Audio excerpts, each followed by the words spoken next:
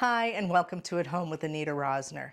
There's something very exciting on the horizon. Literally, on April 8th, 2024, there will be a total eclipse of the sun visible throughout the world. And depending on where you live, you'll either see a little change of light, you might see a partial eclipse, you might even see a near total eclipse. But unless you are in that path of totality, you will not get to witness the splendor of a total solar eclipse, which they say is really something. And there won't be another one in North America until 2044. I don't live in the path of totality. It is 300 miles away, but that is not going to stop me. I'm going on a road trip, and I'm going to take you with me. And if you're planning on going on a road trip, this is your survival guide to the total eclipse of the sun.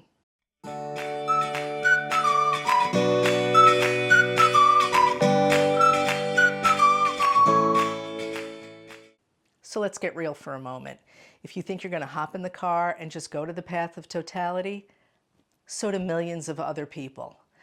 In fact, Niagara Falls has already declared a state of emergency a week prior to this taking place because they're expecting an influx of 2 million people in a single day.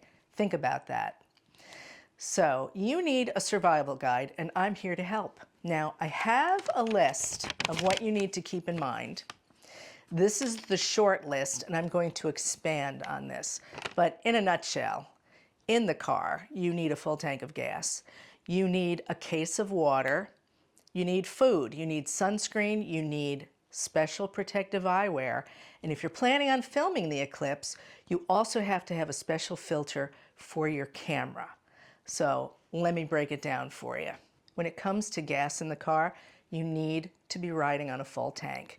So don't wait until you have like a quarter of a tank left and think you can pull off at a service station and just fill it up. There are going to be millions of people getting gas at all the rest stops on the highway or wherever it is you are.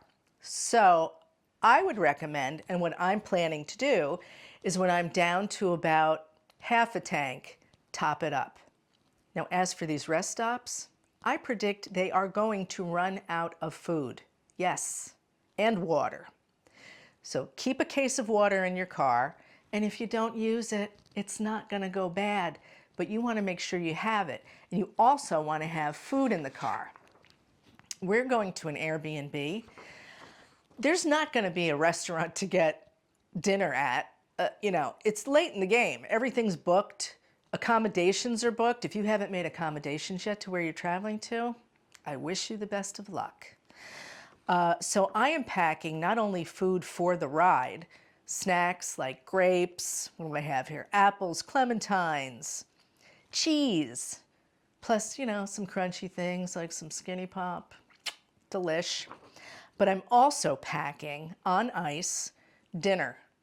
Because when we get to our destination, which should take 3 hours, but it could take as much as 6 or 7, let's hope not any more than that. So I'm going to have all the fixins to make dinner and breakfast the night we get there and the morning after, with snacks left over for the ride back, which is also going to be a traffic nightmare. You have to be prepared, people. Now, it's very important to pack sunscreen. Anita, why? The sun is going to be covered. When there is a total eclipse, the intensity of the light's rays are so great, you got to put your sunscreen on. And you must have protective eyewear. This is no joke. I got these, and I'm going to put a link down in the description where you can get them as well, if there's any left. It is very damaging, and you cannot look at it. Don't think sunglasses are going to do the job. You need protective special eyewear made specifically for this purpose. Now, once totality occurs, you can take the glasses off. Totality is going to last a matter of minutes. And you could take the glasses off, but even then, I'm not planning on looking up at the sun because that's not where the magic happens. It's going to be all around you. And if you're taking pictures, you have to put a filter on your camera. because it will damage your camera, and the damage that it does is not under warranty. You heard it here first. But the glasses is very important. My friend Steve is an eye doctor, and he has treated patients who have gotten permanent damage from looking at a solar eclipse, and there ain't nothing he can do about it. It's permanent. That's why they call it permanent. Now let's talk fashion. Yes. What should you wear to the solar eclipse? Well, I'm glad you asked. They say to wear red or green or shades thereof because there's something interesting that happens. It's called Purkinje effect, and it actually changes the colors of the things around you, but it's most pronounced in shades of red and green. So I'm thinking of wearing my Christmas pajamas. Something tells me my family will not let me do that. I don't know. We'll find out. Anyway, this is your guide, your survival guide to the total eclipse of the sun.